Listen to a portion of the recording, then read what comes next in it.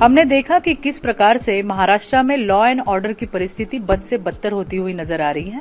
2 दिन पहले ही पूना में 13.5 साल की बच्ची के साथ 14 लोगों ने सामूहिक बलात्कार किया। कल ही 6 साल की बच्ची के साथ एक रिक्शा वाला ने अत्याचार किया और आज हम देख रहे हैं कि बंबई में साकीनाका इलाके में 30 साल की एक महिला के साथ बलात्कार किया गया। और जिस प्रकार से डीसीपी साहब की हमने जो स्टेटमेंट सुनी है, जिसमें उन्होंने कहा कि जिस अस्पताल में महिला उपचार चल रहे हैं उस हिसाब से उसके साथ बहुत ही दरिंदगी की गई है, उसके प्राइवेट पार्ट में इंजरी हुई है।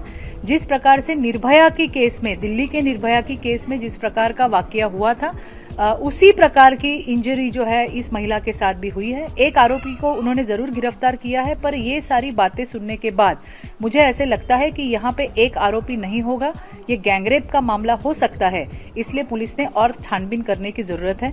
हम देख रहे हैं कि किस प्रकार से आए दिन महिला और बच्चियों के ऊपर के अत्याचार महाराष्ट्र में दिन ब दिन बढ़ते हुए नजर आ रहे हैं। सरकार का डर, कानून का खौफ, पुलिस का डर कहीं पे भी नजर नहीं आ रहा है। आज ही गणपति बप्पा का आगमन हुआ है और हम ये प्रार्थना करते हैं, महाराष्ट्र की सारी जो महिलाएं हैं वो गणपति बप्पा से प्रार्थना करते हैं कि इस महाराष्ट्र की सरकार को सुबुद्धि दे कि जो कानून बनाए गए हैं उसका प्रभावी, उसकी अमल बजावनी हो, उसका इम्प्लीमेंटेशन हो।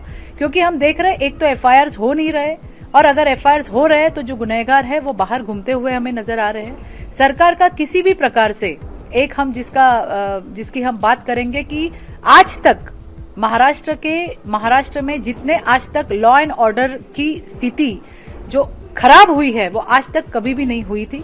महिलाओं के साथ जिस प्रकार की घटनाएं घट रही है, हमने देखा थाना में एक अफसर की उंगलियां ही छाट दी। मतलब ये शिवशाही है या ये मुगलाई है? तो जो हमेशा सरकार अपने भाषण में महिला सक्षमीकरण, महिला सशक्तिकरण के नारे लगाती है और कहती है कि ये शिवशाही है, तो ये सिर्फ भाषण में मत रखिए।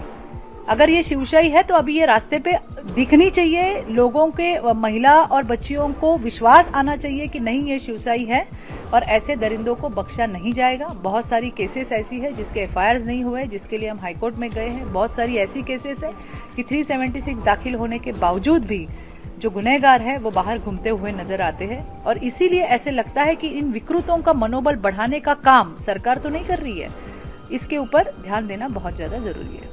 घटना में वो महिला भी अस्पताल की बहुत गंभीर है। हम बिल्कुल भगवान से ये प्रार्थना करते हैं कि उस हमारी बहन की जिंदगी जो है वो बच जाए। आज जिस प्रकार से डीसीपी साहब ने कहा है कि वो अपनी मौत से जूझ रही है, जिस प्रकार की घटना उसके साथ हुई है उसका बड़ा दुख हमें है और शर्म भी महसूस करते हैं। क्योंकि हम तो जहाँ रहते हैं वो महाराष्ट्र छत्रपति शिवाजी महाराज का है, माँ जिजाऊ का महाराष्ट्र है, रमाई भीमाई का महाराष्ट्र, और हम तो सावित्री की बेटियां हैं। और देखिए सावित्री की बेटियों के साथ किस प्रकार की दरिंदगी इस महाराष्ट्र में होती है। हम तो यही गणपति बाप्पा से आज दुआ करेंगे कि उस बहन की जो तबीयत है वो ठीक हो जाए, वो जल्दी स्वस्थ हो जाए।